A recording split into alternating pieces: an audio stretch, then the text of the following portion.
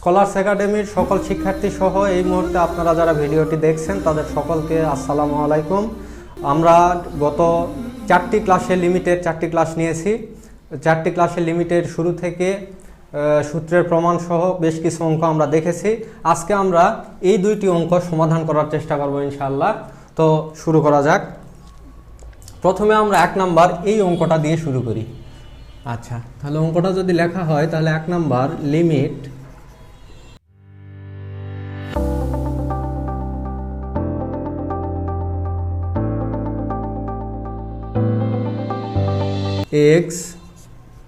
x tends to 0 tan x minus sin x divided by x cube। এই অঙ্কটা সমাধান করার ক্ষেত্রে আমাদেরকে সর্বপ্রথম এখানে 1 ডিভাইড বাই x কিউব, এটা আমরা একটু আলাদা করে লিখবো। এখানে 1 divide by x cube into আমরা এইরকম করে লিখবো tan x minus sine x. আচ্ছা, এখন পরের লাইনে লিমিট x টেন্ডস টু 0। আশা করি আমরা এটা বুঝতে পারছি যে 1 ডিভাইড বাই x স্কোয়ার এই পার্টটাকে আমরা আলাদা করছি, আর tan x minus sine x এটা আলাদা করে লেখা হয়েছে। তো এখন 1 ডিভাইড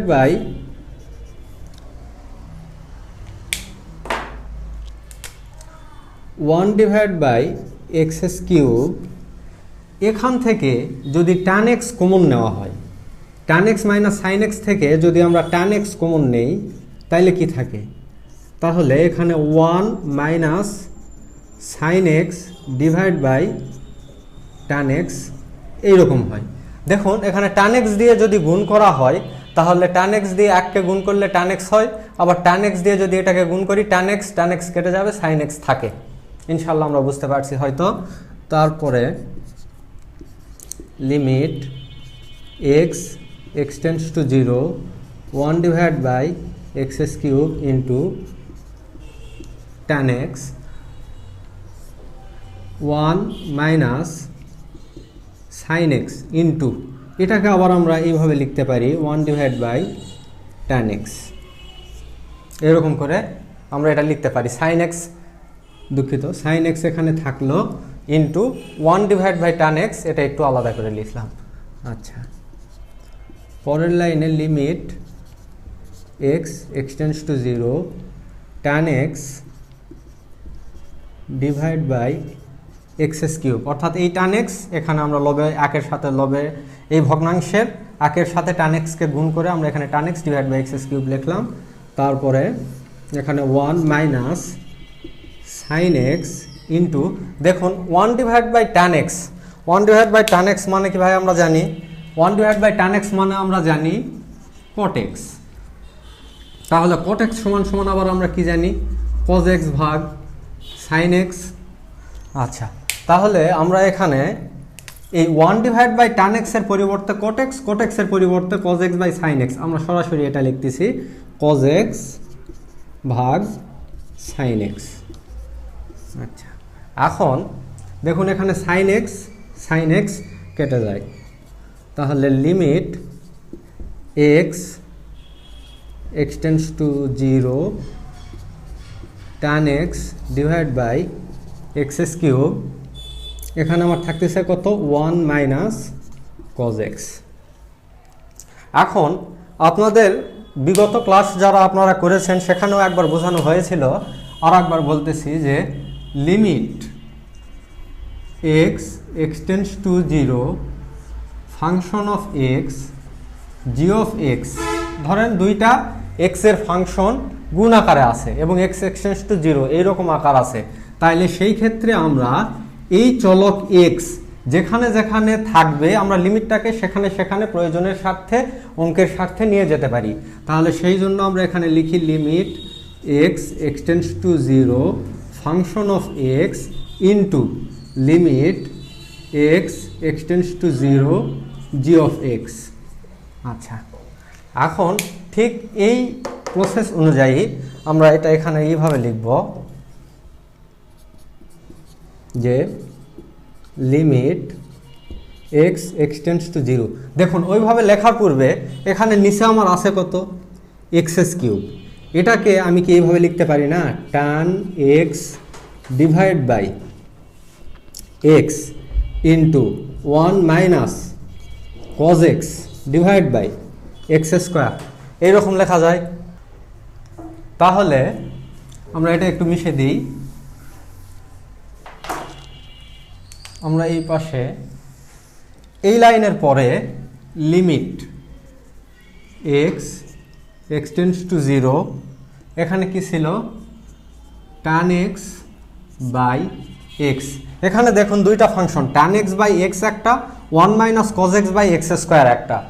অর্থাৎ তাহলে আমি লিমিট এটার সাথেও দিতে পারি, এই লিমিট এই ফাংশনের সাথেও দিতে পারি, অর্থাৎ এইরকম into limit x extends to 0, 1 minus cos x divide by x square. আচ্ছা, এর পরের লাইনে দেখুন তো, এইটা আমরা প্রথমে যে সূত্র একটা প্রমাণ করেছিলাম, এইরকম একটা সূত্র ছিল আমাদের, যে limit x extends to 0 tan x ভাগ এক্স ইজ ইকুয়াল টু 1, এরকম একটা সূত্র ছিল। তাহলে এই সূত্র থেকে আমরা tan এক্স ভাগ এক্স এইটুকুর মান আমরা 1 লিখতে পারি, ইন্টু এখানে লিমিট থাকে এক্স এক্সটেন্ডস টু 0। দেখুন 1 minus cos x, 1 minus cos এক্সের ত্রিকোণমিতিক একটা সূত্র আছে, 1 minus cos theta is equal two লেখা যায় 2 সাইন স্কোয়ার থিটা বাই 2। এই সূত্রটাই আমরা এখানে ব্যবহার করব, যে 1 মাইনাস cos এক্স সমান সমান 2 সাইন স্কোয়ার এক্স বাই 2, আর এখানে নিচে থাকতেছে এক্স স্কোয়ার। আচ্ছা, এখন এই আকার লেখার প্রয়োজন পড়ে না, এইটুকু নিয়ে আমরা কাজ করব। লিমিট, তারপরে দেখুন এখানে এই এক্স চলক ব্যতীত ফাংশনের মধ্যে যা যা আছে সব ধ্রুবক। তার মানে এই যে 2, এই 2টা কি, এই 2 আমার ধ্রুবক। তাহলে এই 2 ধ্রুবকটাকে আমরা লিমিটের বাহিরে রাখবো। তাহলে এই 2 ধ্রুবককে যদি লিমিটের বাহিরে রাখি, এইরকম থাকে। তারপরে লিমিট, অঙ্কটাকে আমরা একটু সাজাই নিব এখানে, যে সাইন এক্স ভাগ 2 ডিভাইড বাই, আপনারা হয়তো জানেন যে এই সূত্রের পাশাপাশি আর একটা সূত্র ছিল, যে limit x extends to 0 sine x by x is equal to 1। আমরা এখন এই অঙ্কটাকে এই লাইন থেকে এই সূত্রের প্যাটার্নে নিয়ে আসার চেষ্টা করব, তাহলে আমরা 1 লিখতে পারবো। তাহলে সেই জন্য লিমিট এক্স বাই 2, তাহলে এখানে এক্স থাকলে এখানেও এক্স থাকতে হবে। তাহলে এখানে আমার এক্স আছে, এক্স বাই 2 আছে, তাহলে ভাই হরেও আমার কি থাকতে হবে, এক্স বাই 2 থাকতে হবে। অর্থাৎ আমি সূত্রে মেলানোর খাতিরে এখানে এক্স বাই 2 লিখলাম। এখন দেখুন এখানে একটা স্কোয়ার আছে সাইনের উপরে, তাহলে এই স্কোয়ারের জন্য আমি পুরাটার উপরে স্কোয়ার দিলাম। তাহলে স্কোয়ার দেওয়ার পর এখন কি হচ্ছে, যে এই 2 তো এখানে সামনে চলে আসছে। এখন এখানে থাকতেছে কি সাইন স্কোয়ার এক্স বাই 2, তার মানে উপরে লবের সাথে আমার মিলে গেছে। হরের কি ঘটনা ঘটতেছে, হরে আমার স্কোয়ার করলে হবে এক্স স্কোয়ার বাই 4, কিন্তু দেখুন তো এখানে হরে শুধুমাত্র এক্স স্কোয়ার আছে। যেহেতু হরে এক্স স্কোয়ার আছে, তার মানে কি আমার 1/4 এই অংশটা বেশি হয়ে গেছে। সেহেতু এই 1/4 এই অংশটাকে ব্যালেন্স করার জন্য আমরা এখানে 1/4 দ্বারা গুণ করে দেব। তাইলে কি হবে, যে এখানে এক্স স্কোয়ার বাই 4 হবে, আর এখানে 1/4 গুণ আছে, তাহলে 1/4, আর এখানে হর থেকে 1/4 কেটে যাবে, শুধুমাত্র এক্স স্কোয়ার থাকে। আশা করি আমরা এইটুকু বোঝাতে পারছি। তারপরে এখন এখানে এক্স, সূত্রের দিকে তাকাই, এখানে এক্স, তাহলে ভাই এখানেও আমার কি এক্স থাকতে হবে। তাহলে এখানে আমার এক্স বাই 2 আছে, এখানে এক্স বাই 2 আছে, এখানে এক্স বাই 2 থাকতে হবে। তার মানে কি এক্স এক্সটেন্ডস টু 0 শর্তে এক্স বাই 2 এক্সটেন্ডস টু 0 হতে হবে। সেটা হয় কিনা দেখি। এখানে এক্স এক্সটেন্ডস টু 0 হলে এক্স বাই 2, আচ্ছা আমরা 0 একটু বসায় দেখি, যে এক্স এর মান এখানে 0 বসালে কি আসবে ভাই, 0/2 ইজ ইকুয়াল টু 0। তার মানে কি এক্স এর মান যদি আমি এখানে 0 বসাই তাহলে 0/2 = 0 আসতেছে, কিন্তু আমি এখানে এক্স এর যে মানটা বসাইছি সেই মানটা হলো এক্স এর অ্যাপ্রোপ্রিয়েট মান, অর্থাৎ আমি বসাইছি এক্স = 0, অর্থাৎ এক্স = 0 বসানোর কারণে x/2 এটার মান আমরা 0 পাইছি। কিন্তু শর্ত কি বলে? শর্ত বলে যে x extends to 0, অর্থাৎ x এর মান 0 কখনোই নয় কিন্তু শূন্যের কাছাকাছি। তাইলে এখানে যদি আমরা শূন্যের কাছাকাছি মান বসাই, এখানে যে মানটা পাবো ভাই সেটাও কি শূন্যের কাছাকাছি মান পাবো। ঠিক সেই কারণে x extends to 0 হলে আমরা এখানে লিখতে পারি x/2 extends to 0 হবে। বুঝতে পারছি মনে হয় আমরা এটা। তারপরে এখানে লিখলাম x/2 extends to 0। আচ্ছা, তারপর এখন দেখুন এখানে 2 আগে থেকে আছে গুণ, এই পুরাটার জন্য আমরা কি লিখতে পারি 1, তাহলে 1 এর উপর যদি স্কোয়ার দেই ইনটু, আর এখানে কি আছে 1/4, এখানে 1/4 লিখলাম, তাহলে এখানে থাকে 2 × 1 × 1/4, 2 দিয়ে এখানে কাটলে 2, রেজাল্ট হাফ। ইনশাল্লাহ আমরা এই অঙ্কটা মনে হয় বুঝতে পারছি। যদি এই অঙ্কে আপনাদের কোনো সমস্যা থাকে তাহলে কমেন্টে আমাদের অবশ্যই জানাবেন, আমরা সলিউশন করে দেওয়ার চেষ্টা করব নেক্সট ক্লাসে। তারপর এই অঙ্কটা দেখার পর আমরা এখন এই 2 নাম্বার এই অঙ্কটা দেখব ইনশাল্লাহ। এতক্ষণ আমরা 1 নম্বর অঙ্কের সলিউশনটা দেখলাম, এইবার আমরা 2 নম্বর অঙ্কের সলিউশন দেখার চেষ্টা করব ইনশাল্লাহ। তো দেখি 2 নম্বর অঙ্কটা এখানে আছে, এই অঙ্কটাকে আমরা কিভাবে সলিউশন করতে পারি। লিমিটের অঙ্ক সলিউশন করার ক্ষেত্রে আমরা 2টা সূত্র জানি। এই যে দেখুন এইদিকে যে limit x extends to 0 tan x/x = 1, আবার limit x extends to 0 sin x/x = 1। তাহলে ত্রিকোণমিতিক ফাংশনের যে অঙ্কগুলান থাকবে ম্যাক্সিমাম ক্ষেত্রে আমরা এই সূত্র অথবা এই সূত্রের আকারে অঙ্কটাকে নিয়ে যাওয়ার চেষ্টা করব, আমাদের টার্গেট থাকবে এইটা। তাহলে এখানে আমার আছে cos x - cos 2x - cos 3x, তাহলে এটাকে আমার সাইনের আকারে অথবা টানের আকারে নিয়ে আসতে হবে, এটাকে টান বানাতে হবে অথবা সাইন বানাতে হবে। দেখুন আমরা এখানে একটা সূত্র লিখে রাখছি, cos c - cos d = 2 sin c + d/2 sin d - c/2। এই সূত্রটা আমরা এখানেই ব্যবহার করব। তো এটা কিভাবে ব্যবহার করা যায় দেখি, এখানে 1/x² থার্ড ব্র্যাকেট দিলাম cos 2x - cos 3x, এইটুকু হচ্ছে। দেখুন cos 2x - cos 3x 1/x², এটা কিন্তু লবের অংশ, এটা একের সাথে গুণ হয়ে আবার এইটাই হবে। আচ্ছা, তাহলে পরের লাইনে limit x extends to 0 1/x², এখানে আমরা cos c - cos d, তাহলে সূত্র কি ভাই আমাদের আছে দেখুন 2 sin c + d/2, তাহলে আমরা লিখি 2 sin c + d, অর্থাৎ 2x + 3x/2, আর একটা আছে কি sin d - c/2, অর্থাৎ sin d কোনটা আমার 3x - 2x/2 এই। আচ্ছা, তারপরে এখানে লিমিট x extends to 0, দেখুন এই 2 কি, এই 2টা হলো আমার ধ্রুবক, তাহলে এই 2টা আমি বাইরে লিখতে পারি, অর্থাৎ বাইরে যদি আসে তাহলে এটা এইরকম হবে 2/x², এরকম হচ্ছে। তাহলে এখানে আমার থাকে ভিতরে সাইন 3 আর 2 5, অর্থাৎ 5x/2, আর এখানে সাইন কি আছে 3x এর থেকে যদি 2x বাদ দেওয়া হয় তাহলে কি একটা x থাকে, অর্থাৎ x/2।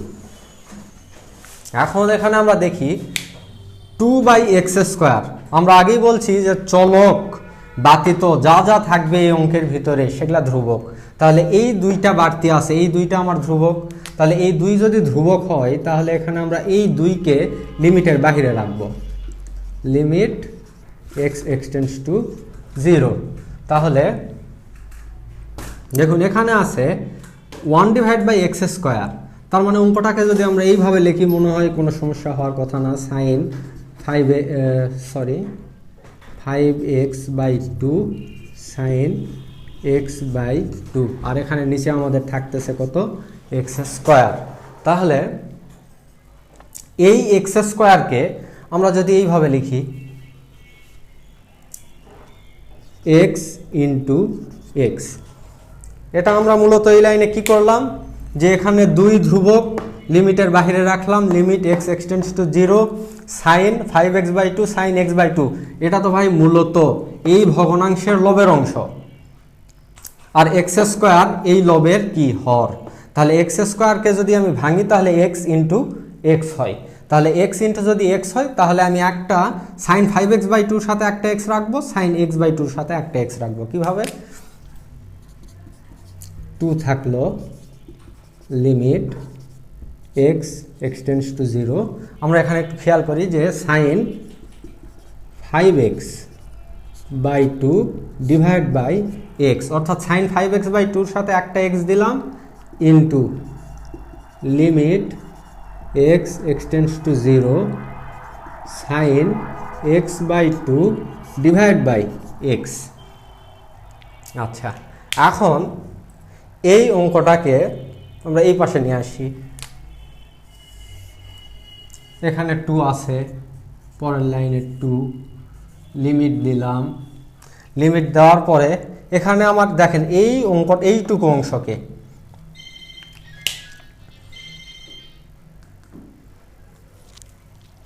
অর্থাৎ এই অংশটুকুকে আমরা এই সূত্রের আকারে নিয়ে আসার চেষ্টা করব। তাহলে এই অংশটুকুকে যদি এই সূত্রের আকারে নিয়ে আসার চেষ্টা করা হয় তাহলে এখানে লিমিট থাক, আমার আছে কি উপরে সাইন 5x/2, তাইলে ভাই এখানে x আছে, নিচেও x থাকতে হবে। তাহলে অঙ্কে আমার 5x/2 আছে, তাহলে এখানেও আমার কি থাকতে হবে, 5x/2 থাকতে হবে। কিন্তু এখানে হরে আমার কি আছে, শুধুমাত্র x আছে। তাহলে হরে শুধুমাত্র x থাকার কারণে এখানে দেখুন 5/2 বেশি হয়ে গেছে, বাড়তি হয়ে গেছে, যেটা আমরা এই মিলানোর জন্য লিখছি আসলে। তাহলে এই 5/2কে যদি আমরা এখানে গুণ করে দিই তাহলে দেখুন এই 5/2 আর হর থেকে 5/2 কেটে যাবে, শুধু x থাকবে, এটার সাথে মিলে যায়।